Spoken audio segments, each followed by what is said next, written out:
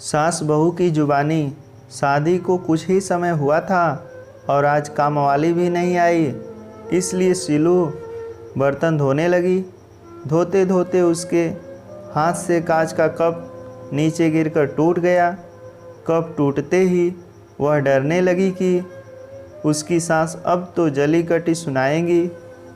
Cup के गिरने की आवाज़ सुनते ही सास दौड़ती आई और बोली, बेटी क्या हुआ?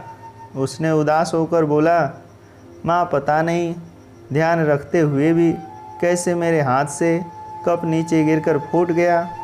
सास बोली कि बेटी चिंता नहीं कर, कप ही तो फूटा है, तुम्हें चोट तो नहीं आई, और भले इसके कितने ही टुकड़े हो गए हों, पर मेरी बेटी के दिल के टुकड़े ना हों। मेरी बहू से महंगा क्या ये कप है? और हाँ, तुझे अभी ये सब करने की क्या ज़रूरत है? मेहंदी भी नहीं उतरी तेरे हाथों से।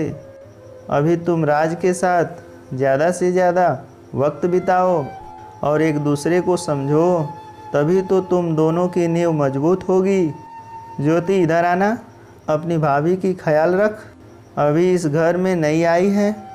सीलू तुम मुझे अपनी माँ ही समझना, मुझे भी तुम्हारा दिल जीतना है, सास बनकर नहीं माँ बनकर। शब्द क्या मानो अमृत के घूंट थे। देखते देखते सीलू की आंखें छलछला गई। वह सास के पैरों में गिर गई और बोली कि मैंने एक माँ छोड़ी तो दूसरी नई माँ पाई है, बल्कि आप मेरी माँ से भी ज़्यादा ममता मेरे लिए रखती हो। यदि घर में कप टूट जाता तो माँ भी दो बात कहे बिना नहीं रहती। रात को सीलू की नींद ही उड़ गई। रह रह कर शाम की घटना याद आ रही थी। सास के बारे में उसकी जो सोच थी उससे विपरीत सास का व्यवहार पाया।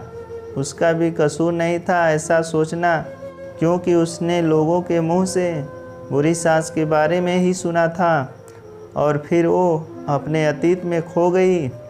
उसे याद आया कि कुछ साल पहले उसके इकलौते भैया की शादी हुई थी। भाभी की हाथों से मेहंदी का रंग उतरने से पहले ही माँ ने भाभी पर घर के काम की पूरी जिम्मेदारी डाल दी और अपने ही नियम कानून के हिसाब से भाभी को चलने को विवश करती। माँ ने भाभी को घर में एडजस्ट होने के लिए ज़रा भी वक्त नहीं दिया। भैया भाभी को बाहर ले जाते तो माँ का मुंह फूल जाता और बोलती कि हर समय भाभी को साथ ले जाने की क्या ज़रूरत है। कभी भी भाभी को खुली हंसी हंसते नहीं देखा। समय के साथ भाभी ने सहना छोड़ दिया, फिर हर रोज़ घर में झगड़ा होने लगा। एक दिन भाभी के हाथ से कांच का गिलास नीचे गिरकर टूट गया। माँ चिल्लाने लगी कि इतनी कीमती गिलास फोड़ दिया, रोज़ इतना माल खाती हो, उसकी शक्ति कहाँ गई? अपने मायके में गिलास फूटा होता तो मालूम चलता। कोई भी काम ठीक से नहीं होता, ना जाने कहाँ ध्यान रहता है। भाभी भी कड़क कर बोल दी कि हाँ, मैं तो बैठी बैठी खाती हूँ, आप तो खड़ी खड़ी खाती हैं। जब से आई हूँ तब से दो चार जली कटी ना सुना दो, तब तक आपको चैन नहीं पड़ेगा। कभी मेरी माँ को तो कभी मेरे बाप को, हमेशा मायके वाले को कोसती रहती हैं। दोनों तरफ से तीर बरस कर एक दूसरे को छलनी कर रहे थे। घर के अलावा उसने और भी जगह सास बहू के झगड़े सुनते सुनते डर गई और शादी से कतराने लगी, पर माँ बाप के कारण शादी करनी पड़ी और एक अनजाने भय को लेकर ससुराल आ गई। पर आज की घटना से उसकी सोच ही बदल गई कि सब सास या बहू में ऐसा नहीं होता है। नींद न आने की वजह से उसने सोचा, चलो थोड़ा देर माँ से बात कर लूँ। माँ ने इतनी रात को उसको फ़ोन करते देखकर बोला कि सीलू सब कुछ ठीक तो है ना? कहीं जवाई राजा या सास ननद से झगड़ा तो नहीं हो गया? वह बोली, नहीं माँ, ऐसा कुछ नहीं। मालूम है माँ, आज मेरे हाथों से कप नीचे गिरकर टूट गया। तभी सास आ गई और आगे बोलती उसके पहले ही माँ ने बोलना शुरू कर दिया, बेटा फिर तो तेरी सास के चिल्लाने पर तूने अच्छा सा जवाब दे दिया होगा। हाँ बेटा, कभी भी दब कर नहीं रहना। तू भी पढ़ी लिखी अच्छी लड़की है, तेरे में कोई कमी थोड़ी ही है जो सुनेगी। तभी बात को काटते हुए तेज आवाज़ में सीलू बोली कि माँ अब बस करो, मैं अपनी दूसरी माँ के खिलाफ़ कुछ नहीं सुन सकती।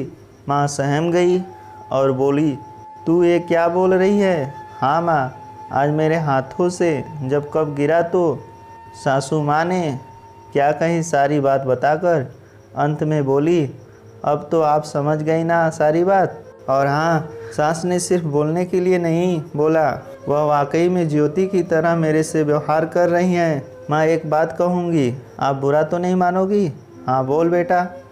माँ काश आप भी मेरी नई माँ की तरह भाभी के साथ व्यवहार करती तो शायद भैया भाभी अलग घर में नहीं होते।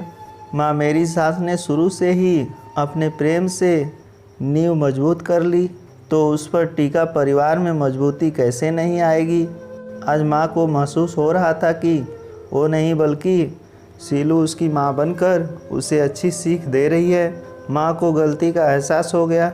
सीलू आगे कुछ बोलती उससे पहले ही माँ ने कहा, सीलू अब जब तू यहाँ आएगी तो यहाँ पर भी पूरे परिवार की नींव में मजबूती पाएगी। अब फ़ोन रख, मुझे बेटा बहू के स्वागत की तैयारी करनी है। शादी के बाद नई ज़िंदगी की शुरुआत में अगर आज सास समझदारी से काम नहीं लेती, अपनत्व नहीं जताती तो शायद शुरुआत की नींव ही कमज़ोर होने से पूरी ज़िंदगी आपस में दरार पड़ जाती। कप को फूटने से कोई नहीं रोक सकता, लेकिन प्रेम को टूटने से तो हम रोक सकते हैं। कांच के टुकड़े हो जाएं, पर घर के टुकड़े ना होने दें। घर में प्रेम का वातावरण बनाए रखें, एक दूसरे के सम्मान को समझें, इज्जत करें तो घर स्वर्ग बन जाएगा। घर नर्क से स्वर्ग में बदल सकता है। यदि बहू सास को माँ मान ले और सास बहू को बेटी मान ले तो दृष्टि बदलने से सृष्टि बदल जाएगी।